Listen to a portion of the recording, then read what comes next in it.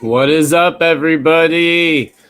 Coming to you live with one of our surprise interviews, as I said, as part of Lemme Get That Podagraph's 100th episode, Podagraphapaloosa, as we're calling it. Podagraphapaloosa surprise interview we got today. And joining me right now is one of my co-hosts on Hobby Hotline, and you guys, a lot of you, if you are into breaking, you know exactly who he is. But Dan from MOJOBREAK. Dan, thanks for coming on the show, man. Dude, Drew, thanks for having me, man. 100 episode, huh? That's 100. That's a heck of an achievement. Congrats. Thanks, man. It's definitely it was definitely a surprise to get here. I didn't know if we were going to, especially after, a couple of things went on. But yeah, we are here. It is absolutely awesome. Stoked to have it. And I really wanted to first off, I wanted to have you on in particular, and I wanted to talk to you. I didn't want everything this weekend to be filled up just on podcast only content. I really wanted to utilize all the different aspects of media out there. And guys, by the way, stay tuned. We are doing a giveaway, one of the many giveaways during the show. So do stay tuned for that at the end of the show. But Dan, I wanted to have you on because when Stu and I started this show, it's been over 3 years ago now. When we started the show, there weren't many shows out. There weren't a ton of podcasts out to begin with, but it really hadn't caught on in the hobby, and there really wasn't that daily news kind of cycle of the hobby. Really nothing like it is today at all. I mean, it was Stu and I would sit there and we would have to discuss, like, what are we going to talk about this week? Should we break down redemptions? Like what? So a lot of those first episodes were almost like just educational, almost, it felt like stuff. And now it's completely changed. But you guys were the first company that really took a shot on us as being a sponsor. You guys have sponsored us since the beginning, basically, very, very early. And first off, thank you for that. But also, what made you guys, were you looking at that area and that avenue as a, something that you knew would be getting bigger? What made you guys decide to actually get into, sponsoring a podcast, which at that time was quite rare? Yeah. So Doug and myself, like I was telling you off air, we had been dabbling in podcast actually as soon as we started breaking. So in 2010, we were doing breaks, but we were doing podcast as well. And again, like there wasn't really we didn't really know what content we were really trying to drive home. Again, if we were like being just information, if we were like, speculating, like what we were really trying to give the, the listeners. So we weren't really sure.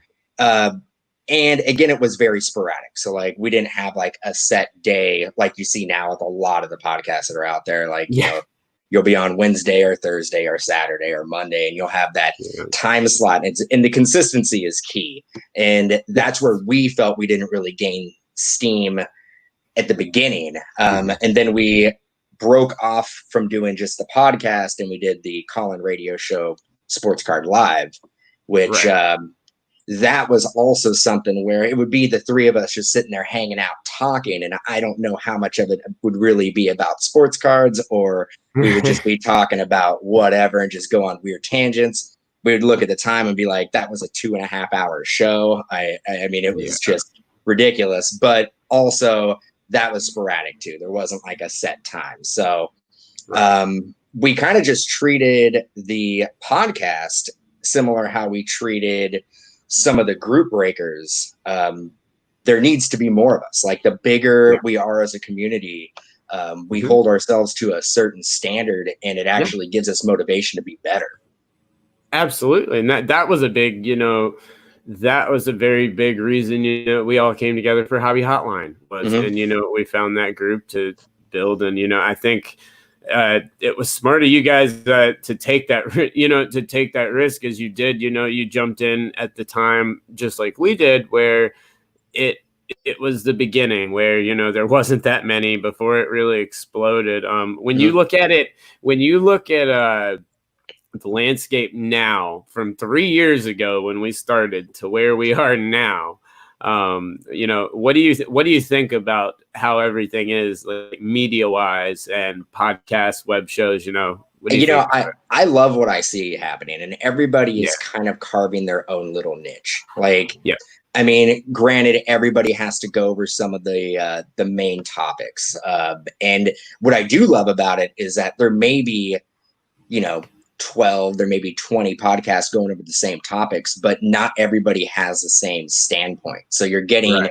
different, like, ideas of what people think about certain situations that are going on.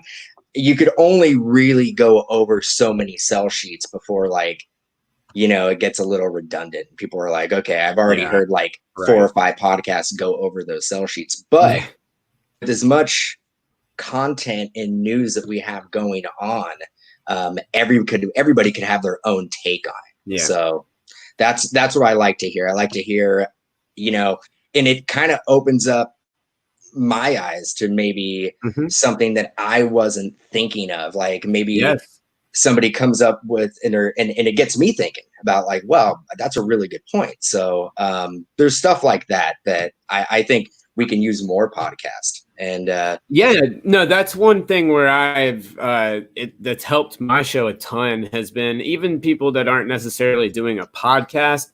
The fact that, you know, there's so much content creation where people can jump on now, and if they want to do like what we're doing right now, if they want to sit there and talk and have an audience, they can have that audience if you have a following and just talk. And there's been a lot that I've watched where I've reached out to that person later and had them on the show because I liked what they had to say. They made me think of something a little differently than I had before, you know? And so I love where we are. It is, you know, Eric Norton joked a couple weeks ago, it's the junk era of the podcast industry because there's so many, you know, which when you get to the official, you know, the ones that want to actually call themselves one and do the work to put them in, there are quite a few, but quite a few of those also fizzle out pretty quickly, and you can tell those examples. Mike Gio right now, what's up, man? That's a perfect example.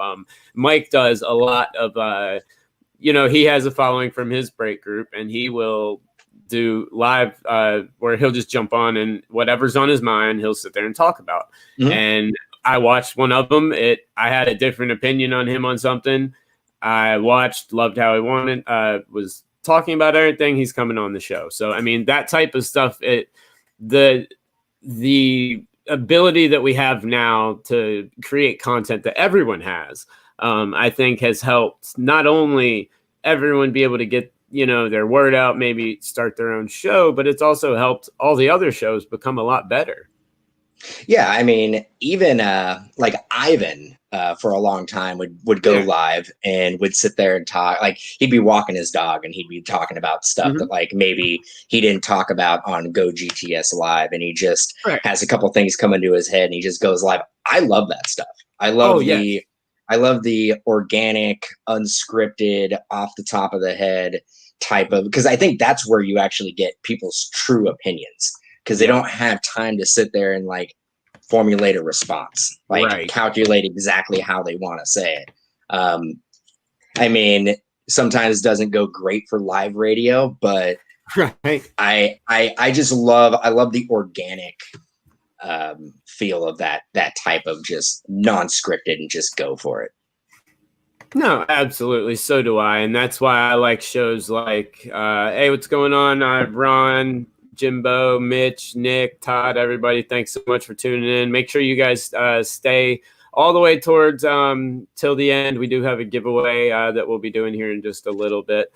But like you said, we don't have, you know, that is some of the best stuff going these days. And I love Ivan's talks and everything. And that's why I love Hobby Hotline, is because it is live. We have callers that we don't know what they're going to ask. It could be anything. I don't screen the call. I mean, I add the calls in, but I don't screen them. You know, I don't ask what they're going to talk about. It could be anything. And I love that I love that part because A, it challenges me as a, as the content creator, and I like that challenge. But B, it also, it gives people a chance to, give those honest responses and something without having the time to maybe formulate a, canned response, so to speak. Yeah, I mean, and that is how Doug and myself have done the hype since day one. Great show. Great show. He has an outline of topics that he's going to talk about, and he puts it together. We have a strict, do not tell me what you're talking about because I don't want to even think about it. Like I'm like, let me go in there and just riffed off of what you're talking about because I want it to be Stu organic. And I did it. That's how Stu and I did it. We never told each other our opinions. That's how Stu and I did it. Yeah, I completely agree. And that's why we could sit there and get into a 15-minute debate about something and just go back and forth. And people may not agree with me, they may not agree with Doug, but like my whole thing is that I want to get people thinking.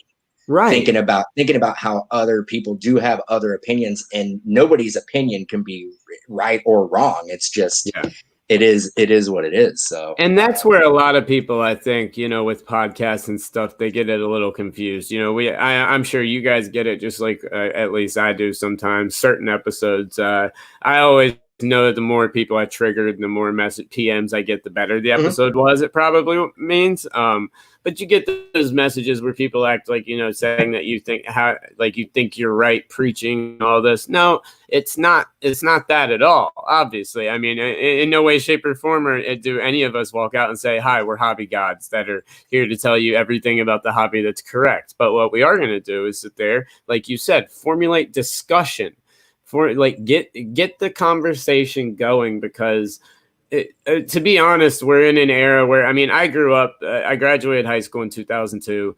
I was in debate. Back then, debate was huge. I mean, that was something that you took in school. It was very big. And that's a lost art these days. It's turned into, I mean, debate. There is no debate these days. There's no such thing as a debate. It's gone, at least from what it was back then. And I mean, that's what a lot of these shows, at least shows that I do, and a lot of others do, is get that conversation started. Now, whether anyone listens or not, that's a different story. But I mean, you think about it when Panini had their redemptions a couple weeks ago. When they had that redemption story, we had Hobby Hotline the very next day. We had Rich Klein, Dr. Beckett, a bunch of very heavy, big names in the hobby on that show talking about how it was a bad idea.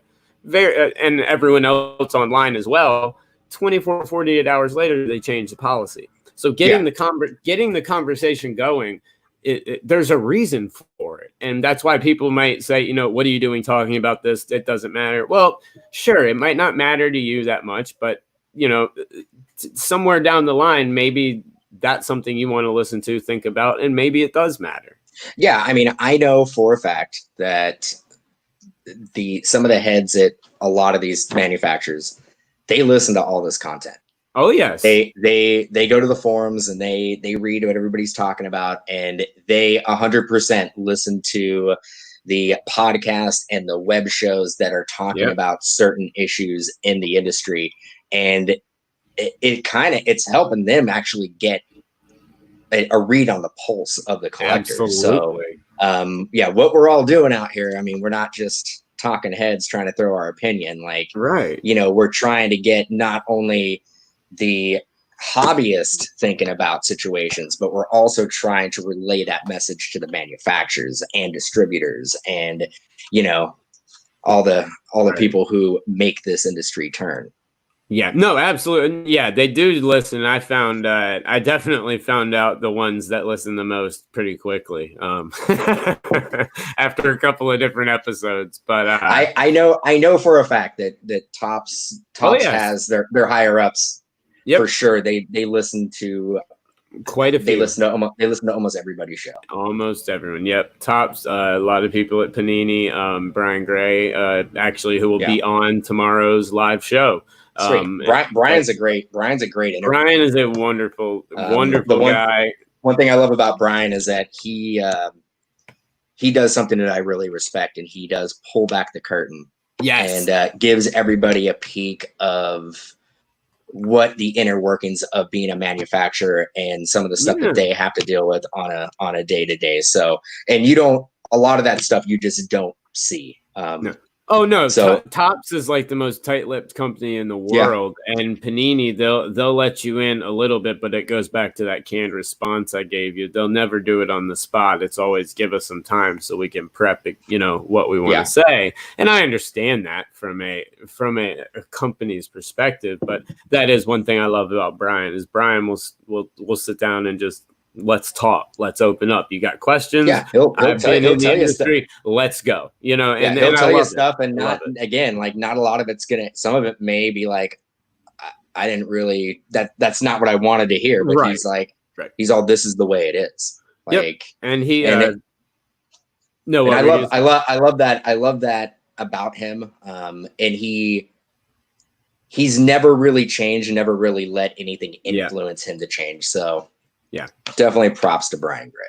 Yeah, absolutely. And he actually was an awesome sponsor, donated a bunch this weekend, guys. One of the jerseys that be paying attention, like I said, that will be posted here in just a little bit that we'll be giving away for July 4th was donated by him. So I would like to also thank Leaf for donating everything that they did, as well as all the other sponsors. We had a lot of you guys did some great stuff. But once again, man, as we continue, you guys now have really, you started MOJOBREAK, you did everything. Did you always plan on doing the media aspect of it, like the hype shows like that when you had MOJOBREAK? Was that something that you wanted to incorporate, or did that come along, later on? Was it just a thought that you had? I would say out of the gate, like, the breaks and a podcast kind of went hand in hand. Yeah. It was always like, what do we do to get our brand out there? Well, there's only so much like Facebook marketing you can do. And Facebook marketing, even at that point, 2010, what it is now. Right.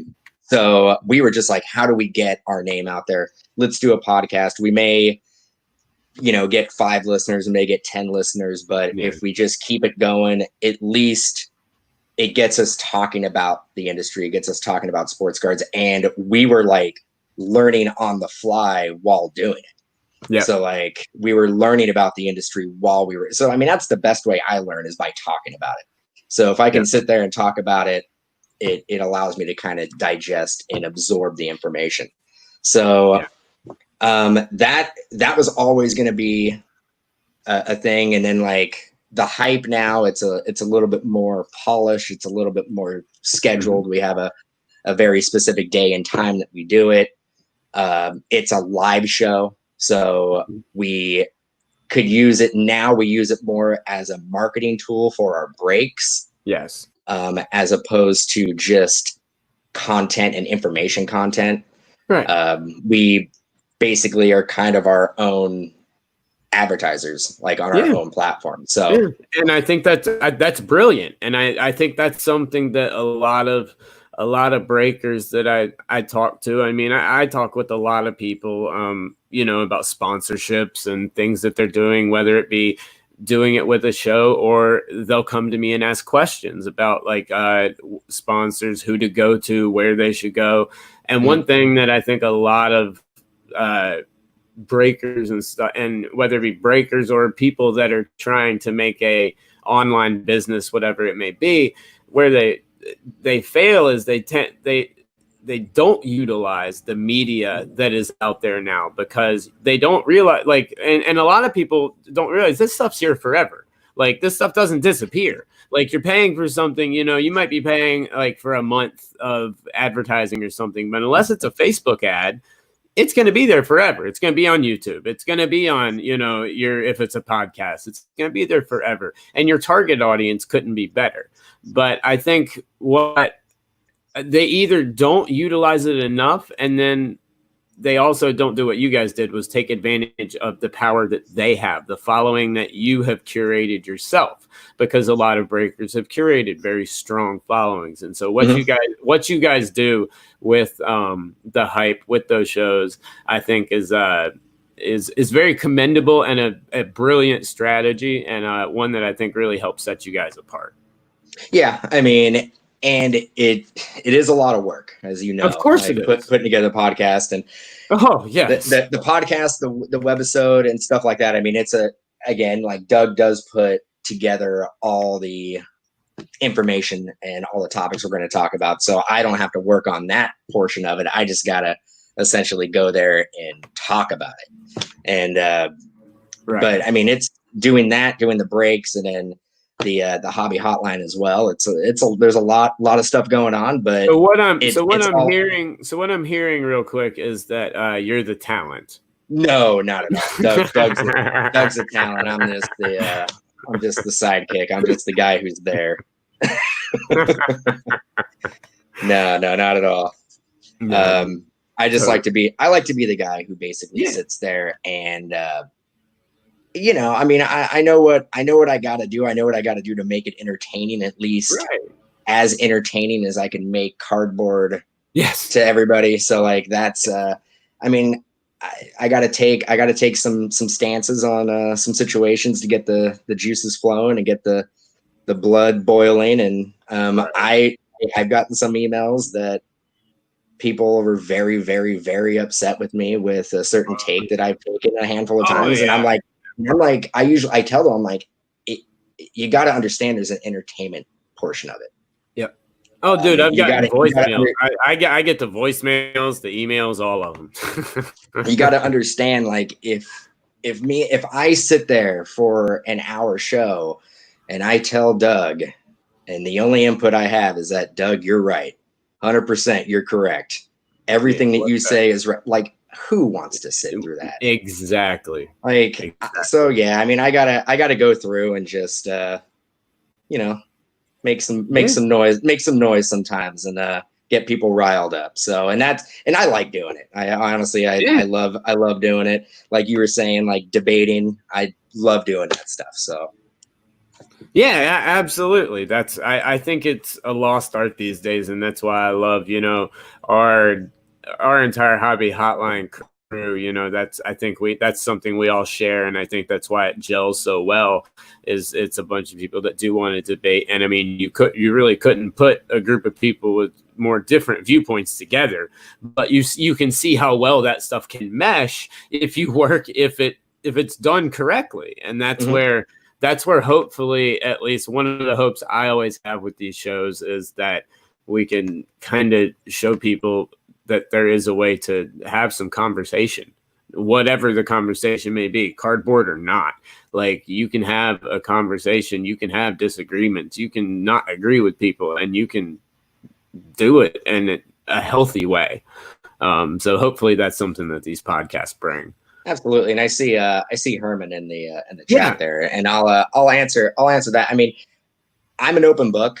When it comes to breaking, I've helped a lot of breakers in the past, and all I can do is tell you what's really worked for us. I don't know if it would necessarily work for everybody, but I do think in the future, because one of our most common emails that we get is, I want to become a breaker. How do I do it? Yeah. I would say we get multiple emails a week on that. Actually, I got one today, and it's very difficult for me to basically outline and say exactly how to do it, especially in the time that we're in right now, where the most challenging issue you're going to have is going to be getting product. Yep. I can't tell anybody an easy way of getting product, because I deal with it every day.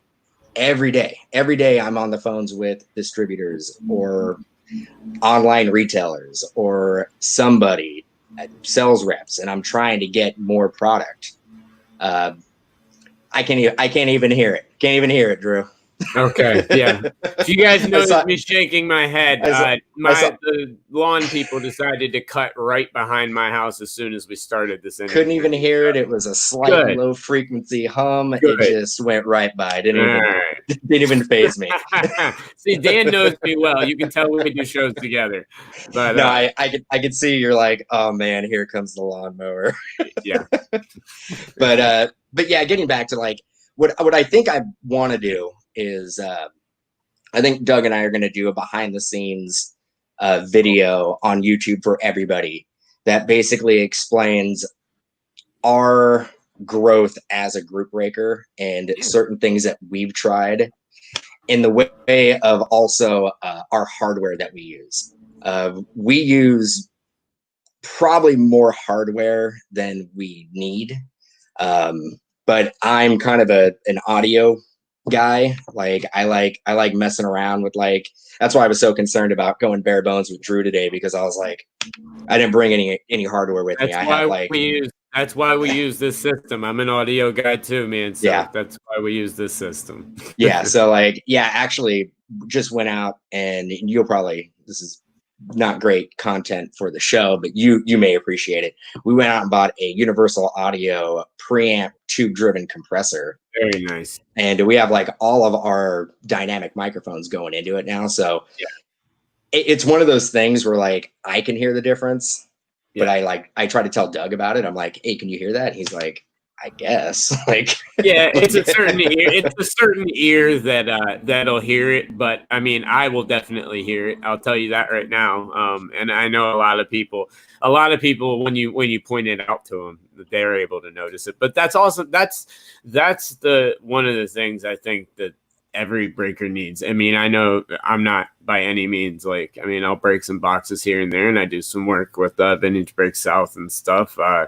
But you know, investing in that technology, utilizing the technology that you have, I think is something that a lot of people pass up. Moving way past those cell phone videos, like giving your audience like an actual show format, which is very easy to create something like that looks something like we're doing right here, or something where you want to change angles if you need to, pull things in. You know, like you have so many things available to you these days.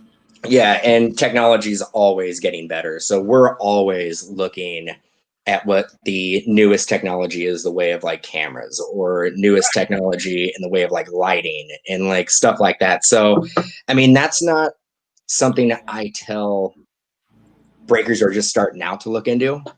But I'm usually like, if you're an established breaker, you got to always be thinking about how to get your feed and your production quality better. Don't get complacent, because if you get complacent, that's somebody else going to come out and they're going to do something that's better. And don't use the coffee table, guys, as Ron says right there. Don't use the coffee table. Just wait 30 minutes or clear the desk. Like, just move it off to the side. But God, what's that? Let's see. Okay.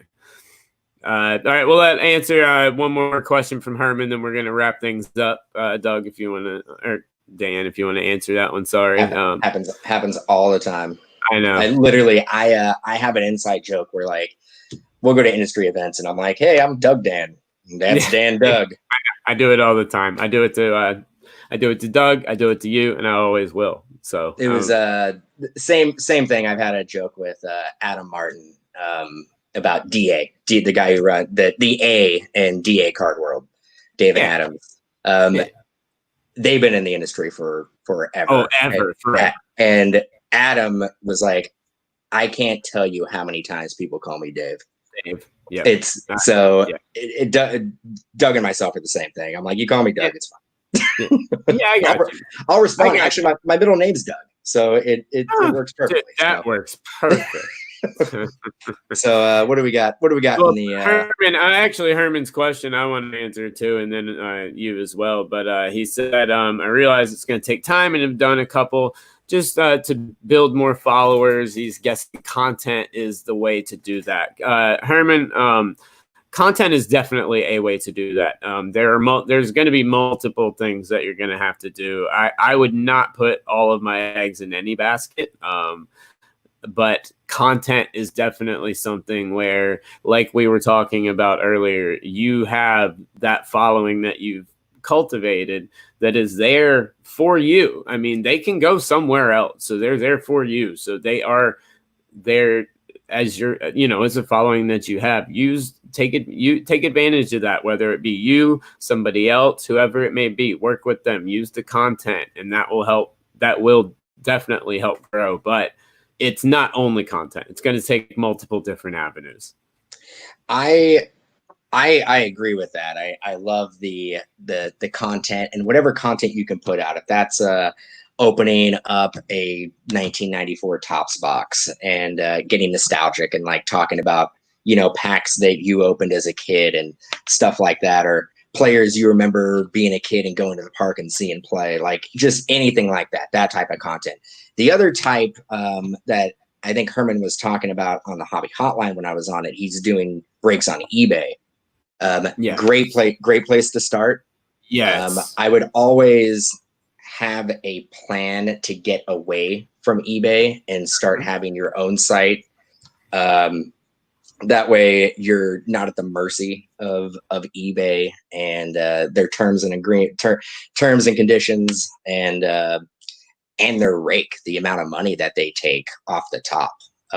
You're already getting hit with PayPal fees, the eBay fees. I mean, again, this is an industry that doesn't have a ton of margin, especially if you're buying products at market value.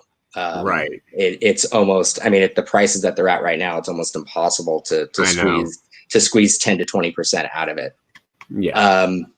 But cultivate the following that you've got from eBay.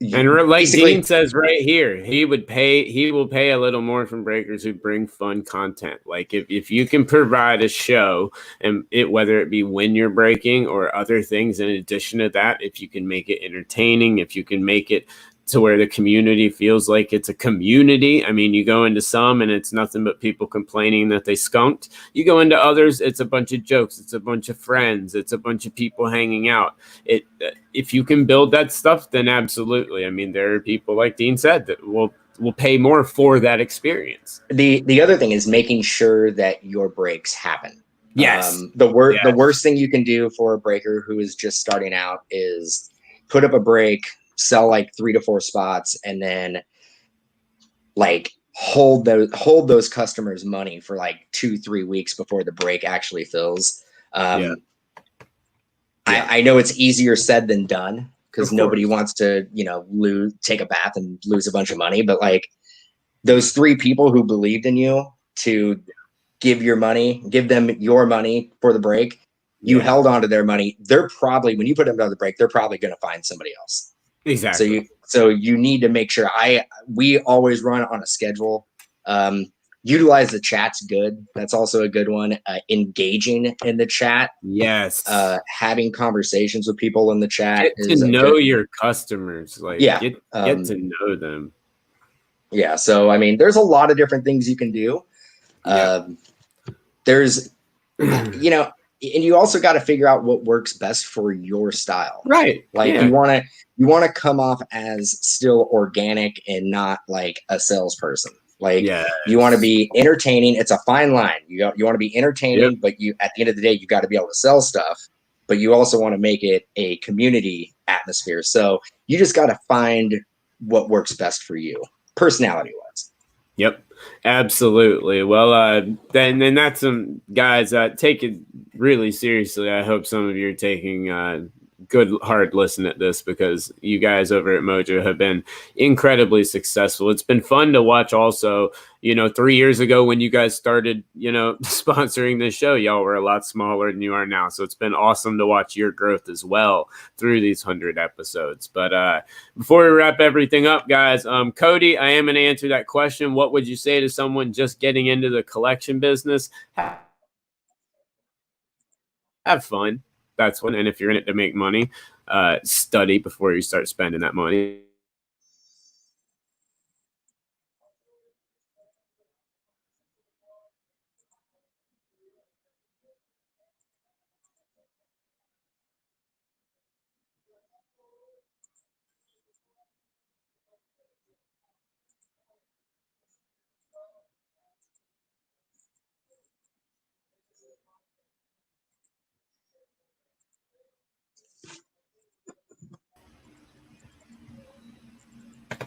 Okay, there we are. I got your back. I don't know. StreamYard decided to get a little mad on us, but anyway, guys, I wanted to thank you so much, Dan, for joining us again. I was going to do it again, I was. Hey man, it's Doug Dan. It's cool. It's always, dude. I do the same thing, and the funny thing is I do it to Doug. Like in the text to Doug, it's always "What up, Dan?" And I'm like, I mean Doug. Like I even have them in the phone as the right names, and I still honestly I wouldn't have it any other way. So. Yeah, exactly. But wanted to thank you first off, man, so much for everything you guys have done for us. It really, I mean, honestly, dude, I can safely say the show would not be here without MojoBreak. Not only the monetary support, but also being associated with you guys, honestly, really helps legitimize us as you guys, built yourself up as well. And so I really did. I wanted to take the time and be able to talk to you one-on-one, as I've had Doug on quite a bit and haven't really had a chance to talk to you on this show, to really say just thank you guys so much for everything that you have done for the show. It's been awesome, man. Well, we appreciate the support over the years, and it's been great to see you grow as well. And I'm stoked to be on the Hobby Hotline with you. Yeah, it's a blast. That's a great show, man. I love it. I love being on the show with you, man. I think we mesh really well together. So yeah. Like I think everybody on that show meshes really well together. But that's been a really good thing, and I appreciate all the work you put into that. And I appreciate the support over the years, and congrats on the 100th, man. That's a hell of an accomplishment.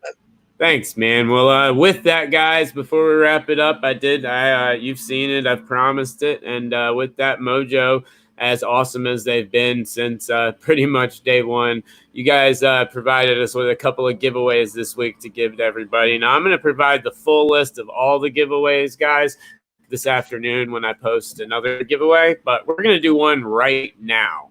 And what we are going to be giving away, I'm actually going to pull it up and we're going to take a look at it real quick, is going to be a hobby box of 2020 Diamond Kings baseball from Panini. So these are some of the cards, really, really nice cards. I love Diamond Kings. I think they're awesome.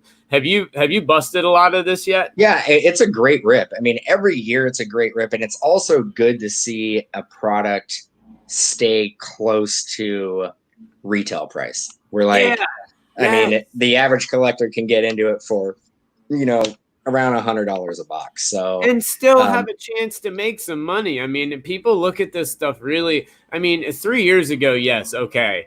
Unlicensed stuff maybe didn't sell that great. Go look at some prices, man. For the money, I mean, like what Prism and stuff is selling for base for the money compared to what Chrome's going to be and things like that. I mean, these boxes provide some incredible value. And some of the content, some of the subjects you get in there on a regular box break is insane. Stuff that you do not see. They don't have to pay the licensing fees. So It seems that Panini, even though the cards may not sell for as much on the secondary market because they don't have a license, they tend to put in a lot more bigger names. Yeah, well, I mean, look at that Otani right there, man. I mean, it's a quad piece. It's all going to be game used. 90% of the stuff that they've used that I've seen has been game used. I mean, just beautiful, multiple different types of pieces of relics in this. Lots of different cool short prints. I love it. I think it's they got some really remarkable old timey legend relics that you just don't see. And I mean, Mel Ott, and I mean, they usually have Wagner in there, and they usually just have Ruth. Usually get some Ruth relic. I mean, there's just Gehrig, Mantle. I mean, they have the Mantle license, so they pretty much use a lot of the Mantle stuff.